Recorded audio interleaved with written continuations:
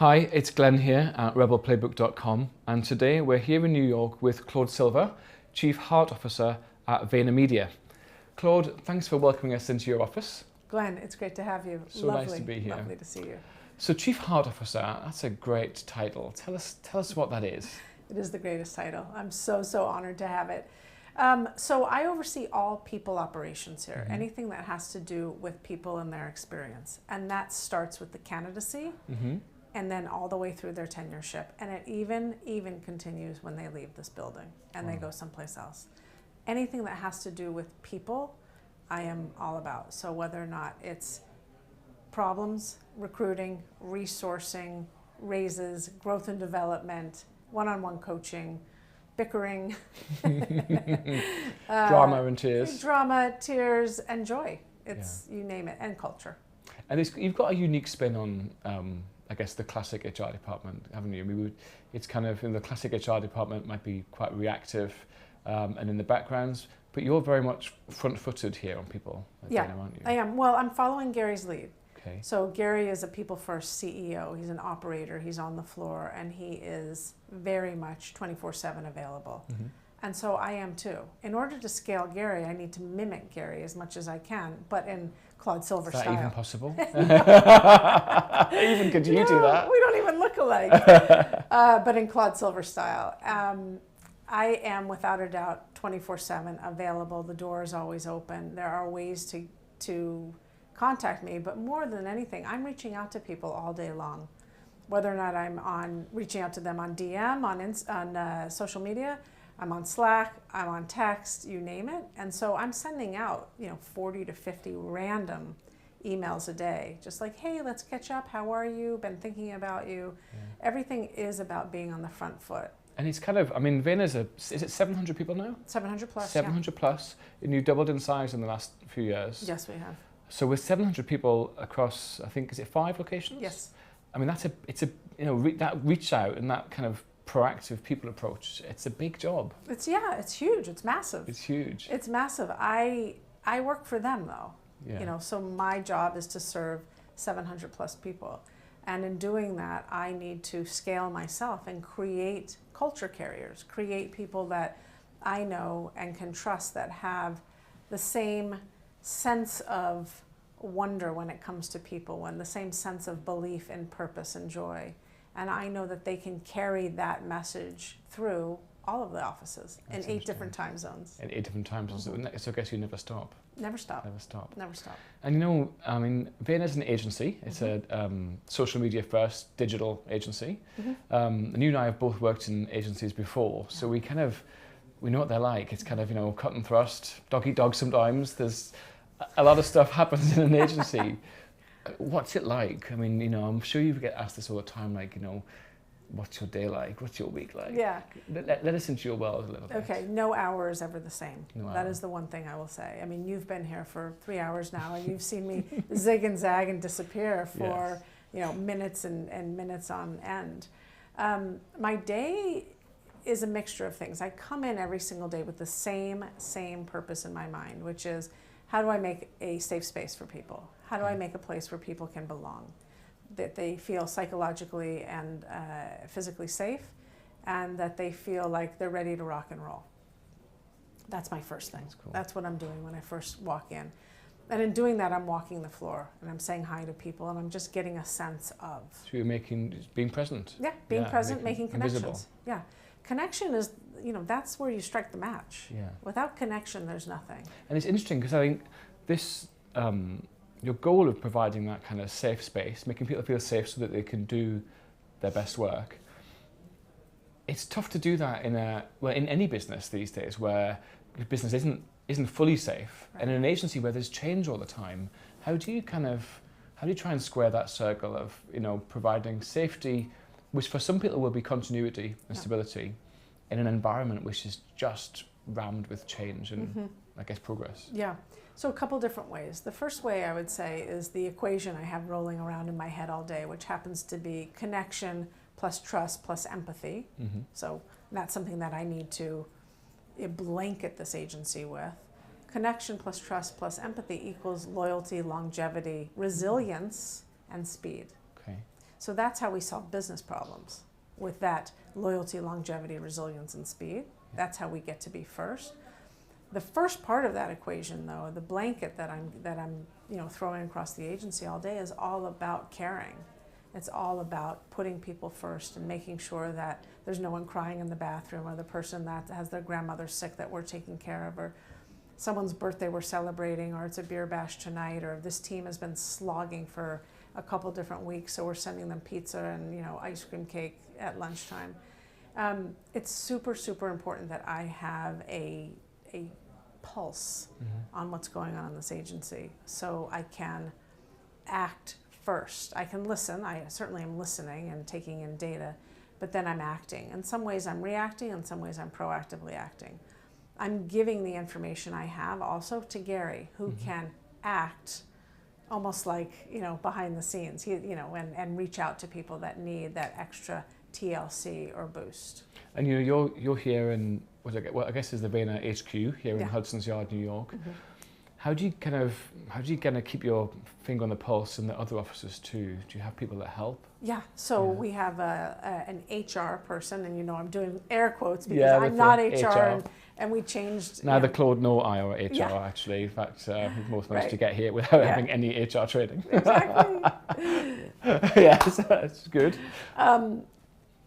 So I have an HR person in London, and then I have one in Los Angeles. And so I know that those coasts are taken care of from an HR perspective. As I said earlier, I'm texting 40 to 50 people all day in random offices at random times of the day, obviously when they're awake, I hope. And so that's my way of also trying to keep my finger on the pulse, because I'll hear back from them, of course. I'm using Slack a lot. We talked about this a while ago. Transformational, isn't it, Slack? It absolutely is. And it's a way for me to get a mass message out there. I'm also doing town halls, so I'll do town halls in the HQ here, or I'll go to our other office in New York, where I'm taking some random group of, let's say 25 to 30 people that I'm self-selecting, I'm picking, to get into a room with me and just jam. Most of the time I'm asking them questions, right, to start the conversation. Give me an idea, what sort of things do you hope to talk about in a jam with the team? What would you talk about? I want to know how they feel like the culture is brewing. I want to know how they feel like transparency, if we're being transparent enough, are they getting communication that they need? And then I'm listening for either patterns or roadblocks in that conversation. And then I can zig and zag. And where I want to get to in that conversation is I want them to know there are people watching. They're not alone. If there's a problem, thank you for telling me about it. If there's a pattern with that problem, I'm on it. But I need to get that information. Otherwise, I'm going with my gut, which I think is fairly strong, but it's also subjective. It sounds like you're kind of creating the conduit for listening very much through one-on-one contact or one-on-team contact, rather than what more traditional companies might do, which is the annual survey or the quarterly survey. Tell me about that. So we do annual reviews, twice a year.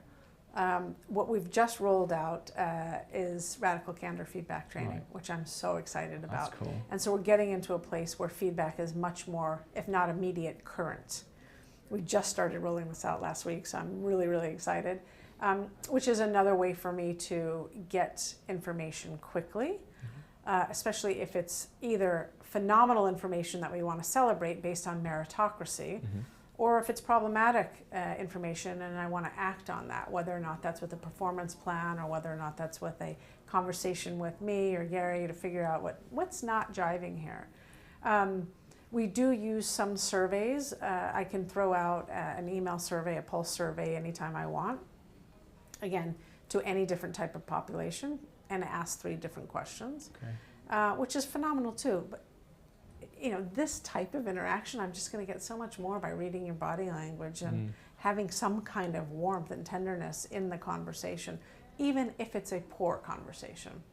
Even if it's a challenging conversation. That's right. Not every conversation is it's a rosy day for me. Yeah, we were saying it's not all rainbows. Yeah, we're dealing with people and life on life's terms. And, as you and I mentioned earlier, we're dealing with a microcosm that is part of this macrocosm today, which has political strife, and it has natural catastrophes, and it has things that happen in South Carolina, or the bombings in London, like this is real life. This is real life. And so I have to remember that when I'm talking to people about their performance or their day or their purpose or their achievements, that all has some kind of real life thrown into it. You know, it's like they're thinking about their grandmother when they're talking to me, or their friend in London, or their friend down in, you know, Florida where the storms were. So it's interesting that there used to be I've heard over the years, you know, sometimes people say they complain when staff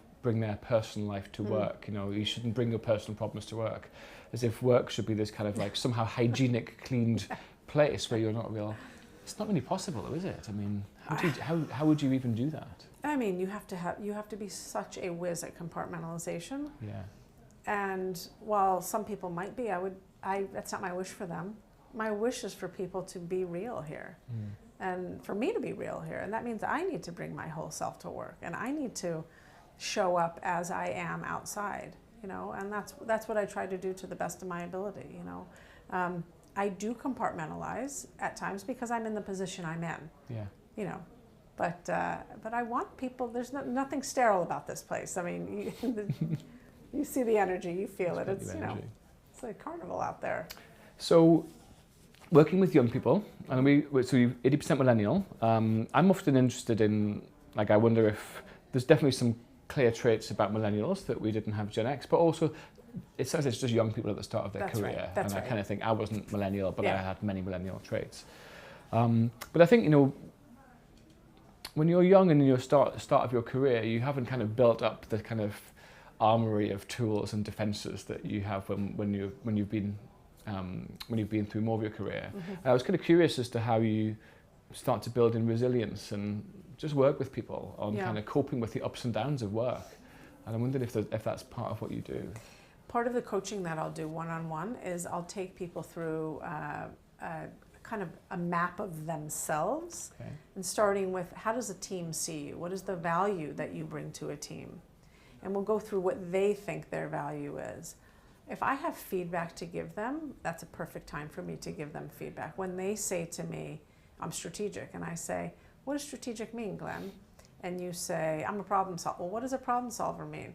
And you say something else, and I'll say, you know what I think a problem solver means in the context of Vaynermedia is ... Let's see if we can reverse engineer how you solve problems. So that's one way that I'm trying to build in more self-awareness. Certainly more empathy and understanding.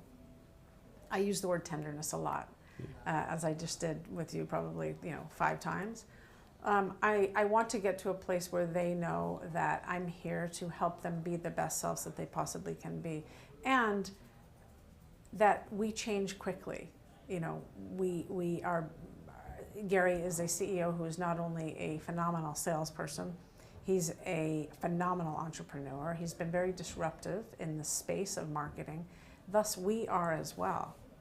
So we're not for the faint of heart. I can't tell you that everyone is going to be successful here because of how much we zig and zag, but we really do try to teach certain core fundamental human skills, life skills outside of learning how to code, outside of learning how to put paid media campaigns and optimize them online, learning how to use Photoshop or creating phenomenal videos that belong on your mobile phone.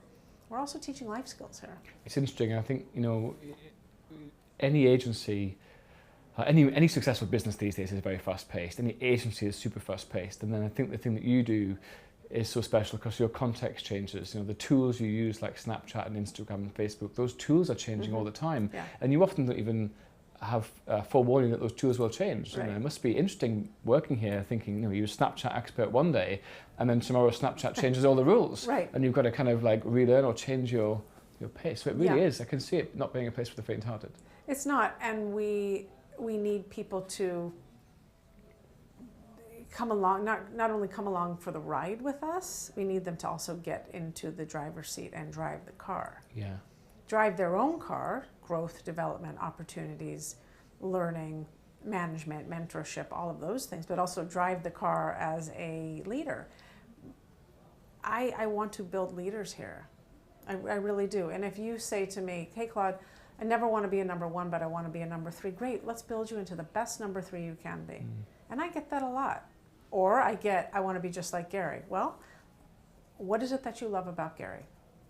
Where is that in you? How can we map those skills or those traits up to what you see as aspirational? I can't imagine what an army of many Garys would be like. It would be both phenomenal and terrifying at the same time. It would be amazing. We'd need an army of many Claudes just to kind of be the yin and yang, I think, to kind of make it right. That'd be great. Yeah. That'd be great. So, 700 people across Vaynermedia. You must get into some kind of hairy moments just dealing with the day-to-day stuff. What have you learned you've been doing this job for 18 months, kind of, have there been any big learnings, any surprises that you didn't expect when you started the job? So, yes, the number one surprise and what I've learned are the exact same thing. Don't sweat the small stuff. 99% of the things don't matter. Focus on the 1% that matters, the 1%, because at the end of the day, there's just noise. And that doesn't mean that people are noise. It just means sometimes it's just drama, or it just belongs over there or there or there. It's just, I've learned to be able to focus in on that 1% a lot quicker. Is it getting easier to work out what the 1% is? Because I've always sometimes struggled with that, is working out what it is on a day. It really does depend, and then I have people that can help me find it. I mean, I am certainly not the Wizard of Oz here. And I also have Gary. So I can say to him, what is it that you want me to focus on here? Or I can see in his response where he's taking a response, which is not in the first part of the sentence that I spent so much time writing. It's just that last little word. He's like, That's the one. So that I have to say, the learning and the surprise are both the same for me. And I would also say that once again, I am warmed by how resilient people can be. I really think that that's something that it warms me every single day. Yeah. You're kind of you're pretty special in your role also, because you were an SVP here running a major account for a year and a half before you took a little gap and then came back as chief art officer. So it's kind of unusual for the person doing the HR director's role, the people director's role, to also have walked the walk and done the real job that the people have done too. And I wondered if that helps you to empathize and understand. I couldn't do this job had I never worked in an agency before. There's no way I could do this job. It must give you some kind of moral credibility too, that when you're talking to your people out there, and they know that you've done many of their jobs. Yeah, exactly. I mean, they know I've been in agencies for 18 years, and so. And they knew some of them I used to manage. So it not only gives me credibility, it gives me equity. Yeah. And so I think there's a little bit of trust there, a little bit more trust. But there's no way I could do my job without knowing what an agency was like. I feel like I would be fake. Do you think the stresses and strains on people have changed in those 18 years? Oh, God, yeah. Yeah. I do. I think the speed of life is so much quicker.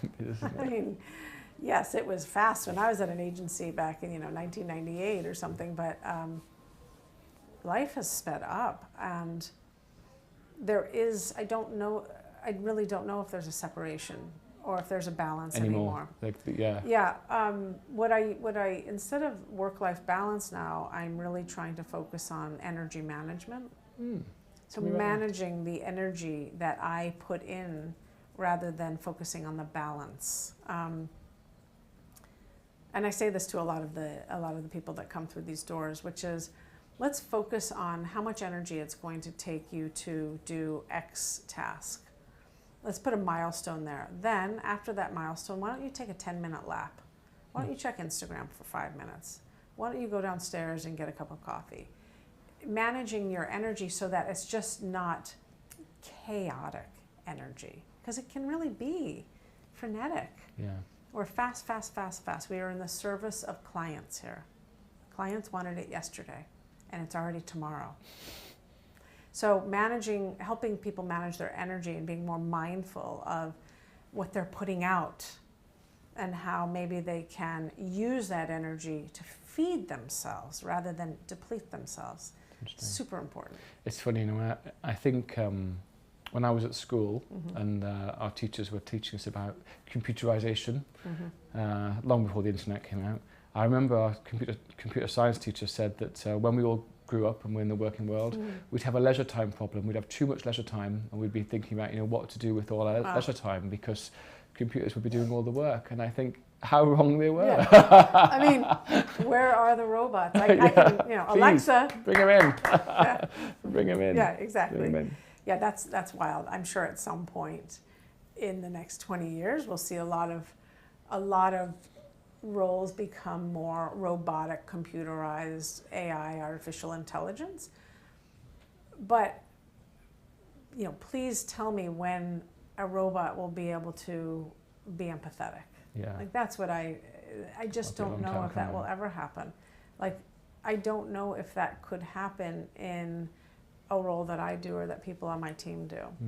You know, or certainly the role that you've done in your life. And I think, you know, it seems so far anyway on our journey that automation and robotics just makes our job faster somehow, rather than necessarily easier. Yeah. You know what I mean? Yeah, speeds things up. I'd like to talk a little bit about managers, actually, because obviously in a business with 700 staff, you must have a whole hierarchy of managers. And I know that one of the issues with employee engagement and how people feel about work is often, do we spend enough time on management training, you know? And in a really open culture like Vayner, where you've got, you know, a very, very short line from the CEO and the chief heart officer to everybody, managers can sometimes find that difficult to deal with, or they can hunt for their own role. And I wondered how you deal with that and what that's like here. So the biggest rule of thumb, for sure, is that we don't micromanage at all. Okay. So Gary and I come from a place of absolute no micromanagement. You have enormous amounts of runway to run your department, run your team, run your pod the way you wish to do it. We have some loose guidelines. Treat people well. Right. Don't be an a-hole. Very important one. Give feedback. Ask for feedback. We have some basic rules of the road. But when it comes to how you're going to manage your team, we trust that you know how to manage. Now, that doesn't mean that we don't provide management training, and we do. And we provide all different kinds of training. For example, today we have unconscious bias training happening. You know, that's 25 people going through. It's managers, and then we'll roll it out. I was telling you about the radical candor feedback training we're giving. That all was with managers first, and now we'll roll it out. So we're always trying to improve their skills and I guess, you know, adapt their skills to a changing workforce. You know, and different people need different things. So what works for the goose might not work for the gander. I understand. I may need to manage you differently than I manage those 20 people. And we can do that. You can do them one-on-one. Yeah. Just bringing up and diversity, you know, we're filming this interview at a time when Silicon Valley's been under a lot of exposure on how women are treated there. And I mean, I found the kind of shocking story last week of the virtual reality startup that had a sex room and the ground floor and all sorts of kind of stuff. And I was just, what more can we do on diversity? I know, I mean, like, where do we start? And the CEO hasn't even been fired. Yeah. What more, how do we fix the diversity issue at work? I mean, what more can we do? The first thing I do think we need to get better at is empowering people to communicate. There is no fear in saying that didn't feel good to me. Or there should. My wish is that there is no shame in raising your hand, whether or not that's to me, to your manager, to Gary, and saying, XYZ didn't feel good to me. Can we talk about that? And I also don't think there is any shame in then using teachable moments. But if we don't know that these things are happening, then, you know, I feel like I'm using a dart and not really hitting a bullseye, if that makes sense. But allowing the empowerment of people, of all people, of all people, to speak up is super important. And so, to me, that goes back to what I was saying to you in terms of belonging. Belonging is super important here. Having a place that is diverse and inclusive is the most important. If you are a person of color, you want to walk in here and see other people of color. If you are LGBTQ, you want to know there's a pride group here. If you, just like if you have dyslexia, we have tools for that. You know, I can't wait for the day, and I really do think there will be a day when we will have solved, as a human race, I'm an optimist, that we will have solved that in some way, shape, or form. And rather than calling people out for being other, embracing them for being other. And it reminds me of something that I think is important to share at this moment. You know, how we hire has changed. And it's changed in the last 18 months since I've been in this role. So we used to hire for culture fit. I like you. You have a London accent. I used to live in London. I'm sorry, you have a British accent. I used to live in London. Oh, that's great. You have a dog. I have a dog. Terrific. Oh, you like trance music. You're hired. Yeah. I can teach you the rest. The world's changed. Our work has changed. Our work has evolved tenfold since even a year ago. So now we need to hire for skill set fit and culture addition. Right. What are you going to add to this wonderful culture? That's interesting. That's what we're doing. So what is your square on that quilt going to look like? I know you're going to be able to do your skill because I hired you to do X, Y, and Z. And I know you can do that based on your CV and maybe a test or references. Now I want you to be able to add your uniqueness. And again, it comes with light guidelines. You're not going to be an a-hole. Interesting. Yeah. I think that's a lovely way to end. So ending with not that you fit our culture, that you add to our culture, that you enhance our culture. Yeah. Claude Silver, thank you so much. You've been amazing. Thank you so much. Claude is an amazing guest. Thank you so much. And that's it for us from the Vaynermedia HQ here in Hudson's Yard, New York. Claude has a whole case study in Build It, the Rebel Playbook for Employee Engagement, where she explains everything about how she runs her special coaching sessions here at Vayner. And that's it from me. And you can find more interviews like this all at rebelplaybook.com.